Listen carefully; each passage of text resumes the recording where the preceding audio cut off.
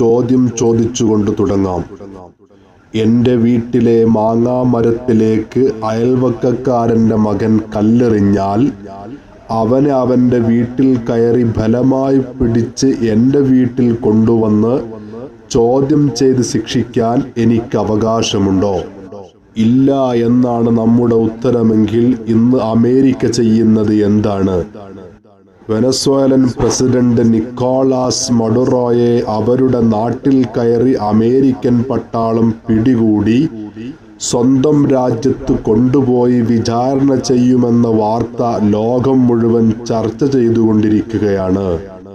ഇതൊരു നിസ്സാരമായ ഒരു വ്യക്തിയെ അറസ്റ്റ് ചെയ്തതിൻ്റെ കഥയല്ല. രാജ്യങ്ങൾക്കിടയിലെ അതിർത്തികൾക്ക് ഇന്നും വിലയുണ്ടോ എന്ന വലിയ ചോദ്യമാണ് ഇവിടെ ഉയരുന്നത്.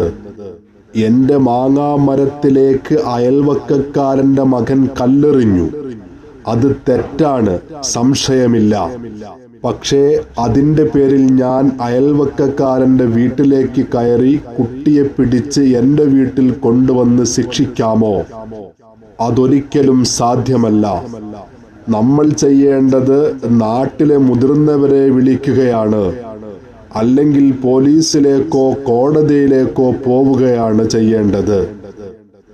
കാരണം ഓരോ വീട്ടിനും അതിൻ്റെ അതിർത്തിയുണ്ട്, ഓരോ പ്രശ്നത്തിനും അതിന് അനുയോജ്യമായ നിയമവഴികളുണ്ട്. ഇവിടെയും അതുതന്നെയാണ് വിഷയം.